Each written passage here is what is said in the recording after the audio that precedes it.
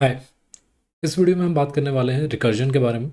तो पिछले वीडियो में हमने थोड़ा बहुत इसके बारे में डिस्कस किया था, क्या होता है रिकर्जन। एंड बेसिकली हमने जब फंक्शन का बात किया तो हमने देखा कि फंक्शन जो है खुद को भी कॉल कर सकता है। तो जो फंक्शन खुद को ही कॉल करे एंड रिकर्सिवली, उसे हम रिकर्सिव फंक्शन बोलते हैं, जिसमें बेसिकली रिकर्सिवली वो खुद को बार बार अपने आप को ही कॉल करते जा रहा है। एंड देखा जाए तो वो एक प्रॉब्लमेटिक चीज़ हो सकती है अगर आपने कोई भी ऐसा कंडीशन नहीं लगाया है जिसके थ्रू वो उसके बाहर आ सके। तो वो क्या करेगा, इनफाइनाइटली खुद को ही कॉल करते चला जाएगा। बट हम अभी देखेंगे कि इसके क्या बेनिफिट्स हो सकते हैं और आप कैसे इन चीज़ों को हैंडल करते हो। तो आप ऐसे समझो, रिकर्जन हम आप नॉर्मल लाइफ में अगर अगर सोचो कि रिकर्जन कहाँ पे आप देख सकते हो, तो समझ लो कि एक बॉक्स है जिसके अंदर एक और छोटा बॉक्स है, उसके अंदर एक और छोटा बॉक्स है, और फाइनली उसके अंदर आपका जो भी सामान है वो रखा हुआ है, जो भी चीज़ आपको नीड की है। और जब आपको उस बॉक्स को निकालना है अपने सामान को, तो सबसे पहले आप क्या करोगे, सबसे बड़ा वाला बॉक्स खोलोगे, उसके अंदर फिर छोटा वाला, उसके अंदर छोटा वाला, और फाइनली जो सबसे छोटा वाला होगा उसमें आपका आइटम जो भी आपने रखा हुआ है वो रखा हुआ है, तो उसको आप एक्सेस कर पाओगे। तो ऐसे ही रिकर्जन में आप ऐसा कह सकते हो कि एक फंक्शन है आपके पास, या फिर आप ऐसा मानो कि एक कोई टास्क है आपके पास, और आप उस टास्क को सॉल्व कराने के लिए एक फंक्शन है आपके पास।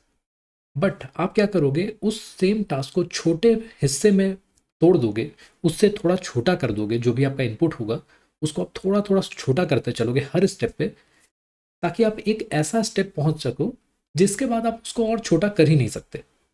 तो उसके बेसिस पे क्या होगा, जब फाइनली आपका सबसे स्मॉलेस्ट आप इनपुट पे चले गए, वहाँ से आप अपना बैक आ सकते हो, और जो भी आपका लॉजिक था, लाइक मैं इसका प्रैक्टिकल एग्जांपल अभी दूंगा, बट आप ऐसे समझो जो भी आपका लॉजिक था, मान लो किसी नंबर का सम करने का था, आप जब सबसे छोटे यूनिट पे उसका पहुंच गए, तो वहाँ से आप उसको वापस भेज सकते हो, और वो उस पर ऑपरेशन करते हुए आपको फाइनल आउटपुट निकाल के दे देगा। तो हमने ये चीज़ें तो समझ गए कि ठीक है, recursion is just a function calling itself, खुद को ही कॉल कर रहा है। बट अब पॉइंट आता है कि हमने बोला कि अगर हमने उसे हैंडल नहीं किया सही से, तो वो इन्फिनाइटली चलता रहेगा। तो इस केस को हम कैसे मैनेज करें। तो कोई भी रिकर्सिव फंक्शन में दो पार्ट होते हैं। पहला होता है उसका, जिसे हम बोलते हैं बेस केस, और दूसरा होता है recursive case. So base case आपका होता है बेसिकली जिसमें आप फाइनली रिकर्जन को रोक सको, वहाँ से आप और खुद को कॉल नहीं करोगे, वहाँ से आप वापस आ जाओगे। तो उसे हम बेस केस बोलते हैं। वो कुछ भी हो सकता है, हो सकता है कि आपका वैल्यू जो भी है ज़ीरो हो जाए, या आप अपने हिसाब से, लॉजिक के हिसाब से कुछ और भी लिख सकते हो कि जैसे ही वो वैल्यू आपका मीट कर गया, वो वैल्यू तक आप पहुंच गए, तो वहाँ से आप पीछे आ जाओ, आपको और खुद को कॉल करने की ज़रूरत नहीं है। और दूसरा होता है रिकर्सिव केस, जो कि आपके बेस केस के अलावा जो कुछ भी बच गया, जो ही आपका इनपुट आ रहा हो उसके अलावा, बेस केस के अलावा, वो आपका रिकर्सिव केस हो जाएगा कि उसमें आप फिर से खुद को कॉल कर दो। तो ये हमने समझा कि एक रिकर्सिव फंक्शन में कौन कौन से पार्ट होते हैं। उसके वही दो पार्ट्स होते हैं, बेस एंड रिकर्सिव केस। इसके अलावा अगर हम अब इसका एक एग्जांपल सोचें रिकर्जन का, तो आप, जैसे मैंने एग्जांपल दिया कि आप कुछ नंबर का सम कराना चाह रहे हो, मैंने बोल दिया कि 1 to 5 के नंबर का आप सम करवा दो। तो उसमें आप क्या कर सकते हो, आपने लिया 5, और आप हर स्टेप पे एक उसका वैल्यू घटाते जाओ, और आपने लिख दिया 5 प्लस जो भी मेरा 5 - 1 का वैल्यू होगा सेम मेथड में, उसको मैं देते जाऊंगा। तो ऐसे कैसे वो काम करेगा, सबसे पहले आएगा 5, फिर अगला स्टेप पे मेरे को आएगा 4, फिर अगला स्टेप पे आएगा 3, फिर 2, फिर 1, और इनका टोटल का सम बना करके मेरे को आउटपुट दे देगा। समझने की ये बात आती है कि जब आप किसी फंक्शन को ऐसे रिकर्सिवली कॉल कर रहे हो, तो कंप्यूटर के अंदर क्या हो रहा होता है। तो कंप्यूटर एक अपना कॉल स्टैक मेंटेन करता है, जो कि ये समझता है कि कब मेरे पास किस मेथड का कॉल आया है और उनका ऑर्डर क्या है। तो उसके बेसिस पे जब हम रिकर्सिव कॉल करते हैं, तो 1 by 1 वो उस कॉल स्टैक में ऐड होता जाएगा। कि पहले मेरे पास मान लो ऐड 5 आया, तो वो सबसे नीचे आ गया स्टैक में। फिर उसके बाद आया ऐड 4 जो उसके ऊपर आएगा, फिर ऐड 3, 2, 1, और जैसे ही 1 में पहुंच गया अपने बेस कंडीशन पे, तो वहाँ से मैं वापस आना शुरू कर दूंगा। अभी हम बाद में और अगले वीडियोस में समझेंगे कि स्टैक क्या होता है, वो कैसे काम करता है। बट आप अभी बेसिकली यही समझो कि स्टैक एक डेटा को ऑर्डर में रखने का स्ट्रक्चर है आपका कंप्यूटर के अंदर, जिस पे आप इस तरह के कॉल्स, अपने फंक्शन के कॉल्स को स्टोर कर रहे हो, जो बेसिकली कंप्यूटर उनको ट्रैक में रखने के लिए रखता है, ताकि वो समझ सकते हैं कि कौन सा फंक्शन कॉल मेरे पास कब आया है। इसके अलावा हम एक चीज़ ये बात कर सकते हैं कि जो हमने देखा था फॉर लूप, वो भी तो इसी तरह से कुछ काम कर सकता है, या फिर फॉर हो गया या वाइल हो गया या किसी भी तरह के जो हमने लूप्स का बात किया था, तो वहाँ पे हम उसे इटरेशन बोलते हैं। तो डिफरेंस क्या हुआ इटरेशन और रिकर्शन के बीच में? काम तो दोनों सेम ही कर सकते हैं। बेसिकली दोनों का अपना अपना फ़ायदा होता है। रिकर्शन आपका काफ़ी सारा कम्प्लेक्सिटी को दूर कर देता है, आपको बहुत सारी चीज़ें मैनेज नहीं करनी पड़ी। लूप्स में हमने देखा था कि कैसे हमें वेरिएबल को मैनेज करना पड़ रहा था, कि उसे इंक्रीमेंट कराओ, उसे कैसे हम इनिशियलाइज करेंगे एंड ऑल, काफ़ी सारा हमें खुद से मैनेज करना पड़ा था मैनुअली। रिकर्जन में ये सारी चीज़ें कहीं ना कहीं आप देखो तो जादू की तरह खुद से हो जाती हैं। वैसा होता नहीं है कि आपके बैकग्राउंड में आपका कंप्यूटर ही सब कुछ काम कर रहा है, बट वो काफ़ी सारा यूज़र को सिंप्लिसिटी दे देता है कि कैसे ऐसा कोड लिखना है उसके लिए। बट इसके कुछ लिमिटेशन भी होते हैं। रिकर्जन में जैसे हमने बात किया कि वो जो कॉल स्टैक है उस पे वो फंक्शन के कॉल्स स्टोर हो रहे होते हैं, तो वो कहीं ना कहीं आप कंप्यूटर के अंदर मेमोरी में आप स्पेस एलोकेट कर रहे हो इस चीज़ के लिए। तो ऐसा भी हो सकता है कि अगर मान लो आपने अच्छे से हैंडल नहीं किया अपने बेस केस को, और आपका जो हमने बात किया था कि इनफाइनाइटली वो खुद को कॉल करता चला जाएगा, तो उससे ऐसा भी हो सकता है कि आप अपने मेमोरी को कम्प्लीटली फिल कर दो। तो इन सब चीज़ों की वजह से आपका एप्लीकेशन फेल कर सकता है। तो इनको काफ़ी ध्यान में रखना पड़ता है, बट इनके बावजूद हम इसको यूज़ करते हैं क्योंकि यही ये इतना सिंप्लिसिटी हमें देता है कि कुछ केसेस में, लाइक आप ऐसे अज्यूम करो कि आपका फ़ोन में आपका इंटरनल स्टोरेज है जिसके अंदर मल्टीपल फोल्डर्स हैं, और फोल्डर के अंदर फोल्डर है आपका 4-5 लेवल तक, ऐसे फोल्डर फोल्डर फोल्डर। आपने देखा होगा व्हाट्सएप का, देखा होगा या अपना कैमरा का देखा होगा, DCIM करके रहता है, उसके अंदर एक और फोल्डर रहता है जिसके अंदर आपके फ़ोटोज़ रहेंगे। या व्हाट्सएप का होगा तो व्हाट्सएप मीडिया होगा, उसके अंदर व्हाट्सएप इमेजेस होंगे, ऐसे करके रहता है। तो रिकर्जन आपको बेसिकली बहुत ऐसा सिंपल बना देता है इस चीज़ को, कि आप फोल्डर के अंदर फोल्डर, जब तक आपको एंड तक ना पहुंच जाओ तब तक आप आगे बढ़ते जाओगे। जहाँ पे आप एंड पे पहुंचे वहाँ पे आप अपना फाइल को देख सकते हो कि मिलता है कि नहीं। तो ये हमें इन सब चीज़ों में बहुत मदद करता है, जहाँ पे भी एक ट्री सा स्ट्रक्चर बन रहा हो, एक नेस्टेड स्ट्रक्चर बन रहा हो कि हम एक के अंदर एक के अंदर एक ऐसे हमें आइटम्स मिलते जा रहे हैं, वहाँ पे ये रिकर्जन हमें काफ़ी मदद करता है। तो आइए अब इसको थोड़ा हम प्रैक्टिकली समझते हैं कि कैसे हम रिकर्जन को यूज़ करते हैं, कैसे हमें वो बेनिफिट दे रहा है, एंड कंप्यूटर के अंदर वो ओवरऑल कैसे काम कर रहा होता है। सो यहाँ पे हम बात कर रहे हैं रिकर्जन का, जिसमें हमने बताया कि कोई फंक्शन है जो कि खुद को ही कॉल कर रहा है, एंड इससे क्या हो रहा है कि वो वापस ऐसा कुछ स्ट्रक्चर बना रहा होगा कि ये फंक्शन खुद को ही कॉल किया, इसके अंदर फिर से खुद को कॉल कर रहा है, तो ये अपने आप को ही ऐसे कॉल करने का तरीका बना रहा है कुछ। इसके हमने बेनिफिट्स का बात किया, बट इसके अलावा हमने क्या बात किया कि एक रिकर्सिव फंक्शन में दो चीज़ होती हैं। एक होगा आपका बेस,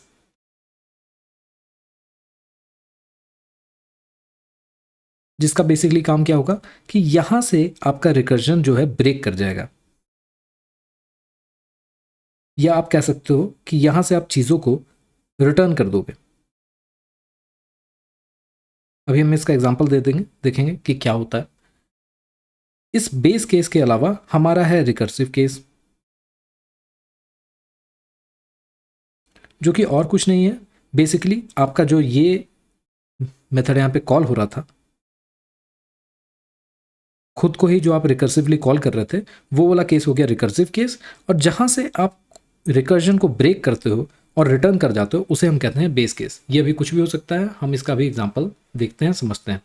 तो मान लो हमारे पास एक क्वेश्चन था कि 5 से लेके 1 तक का सारे नंबर का एडिशन कर दो, या आप उसको 1 to 5 भी कह सकते हो।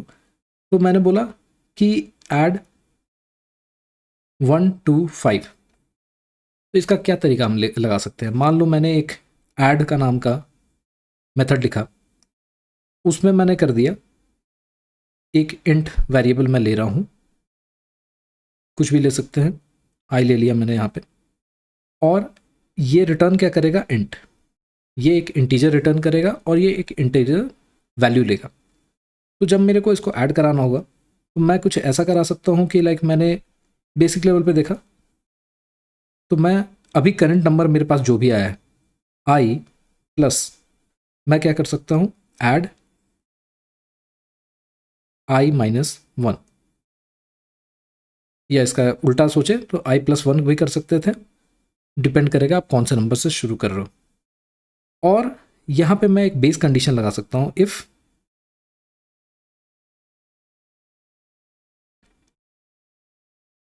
अगर मेरा ज़ीरो है तो मैं रिटर्न कर दूँ आई, कि अगर मेरा ज़ीरो तक पहुँच गया तो वो उसको रिटर्न कर दे। तो अब इसके बाद आप ऐसे समझो कि जब हम इसको फाइनली कॉल करवाएंगे इस मेथड को, तो क्या होगा यहाँ पे, मैंने कॉल करा दिया मान लो ऐड 5, तो उसमें बेसिकली क्या होगा, ये सबसे पहले यहाँ पे जब जाएगा तो ये करेगा क्या, इस लाइन को आप देखो तो ये करेगा 5 प्लस ये क्या हो जाएगा वैल्यू, ये होगा ऐड 5 माइनस 1 हो जाएगा 4। फिर ऐसे ही ये ऐड 4 जब कॉल होगा तो ये यहाँ पे आ जाएगा 4 प्लस ऐड 4 माइनस 1 हो जाएगा 3 एंड सो ऑन, यहाँ से आपका आ जाएगा 3, फिर आएगा आपका 2 और फिर फाइनली आएगा 1। एंड फाइनली हमने बेस क्योंकि ज़ीरो रखा है तो वो ज़ीरो भी आएगा, बट उससे कोई फ़र्क नहीं पड़ता वहाँ पे। और इसका हमारा जो फाइनल जो ऐसे आपका बन के आ रहा है, इसका पूरे का सम आपका जो भी निकल के आ जाए 15 आई गेस, गलत हो जाए तो माफ़ करना। एनीवेज, तो अब जो हमने एक यहाँ पे बात किया कॉल स्टैक के बारे में कि बैकग्राउंड में कंप्यूटर इसे मैनेज कैसे कर रहा है, तो मान लो आपका कुछ स्टैक ऐसा सा स्ट्रक्चर होता है एक,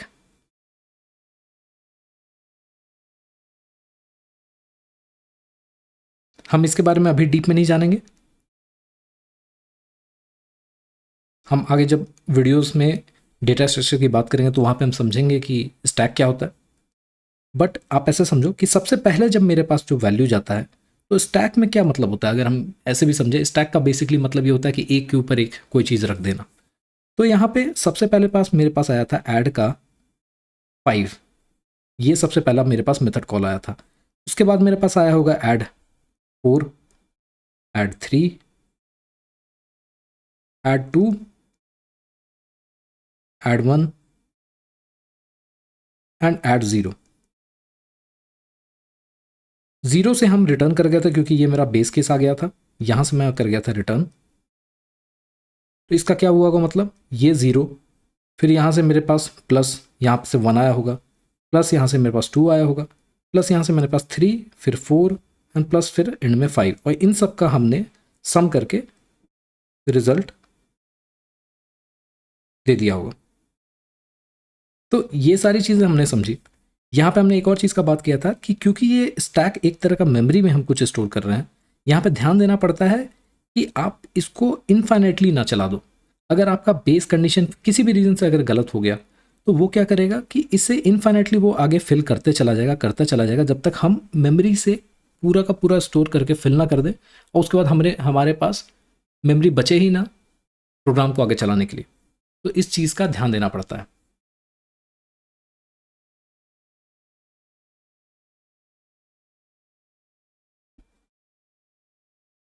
इसके बाद हमने बात किया था कि क्या हम रिकर्जन को आइट्रेशन से रिप्लेस कर सकते हैं एंड आइट्रेशन को रिकर्जन से रिप्लेस कर सकते हैं, क्या हम एक दूसरे की जगह पे यूज़ कर सकते हैं, तो ज़रूर कर सकते हैं। अगर मैंने यहाँ पे रिकर्जन की जगह एक फॉर लूप लगा दिया होता और उसमें मैंने भी ऐसे ही कुछ लिख दिया होता, मान लो ये 5 से मैं चला के ऐसा डायरेक्टली लिख दे रहा हूँ और मैं इसको 0 से ज़्यादा तक चलाऊँगा, ऐसा कुछ मैंने लूप लिख दिया जो हमने बात किया था, और उसमें मैंने फिर लगातार यही कोई एक हमारे पास मान लो बाहर एक वेरिएबल था,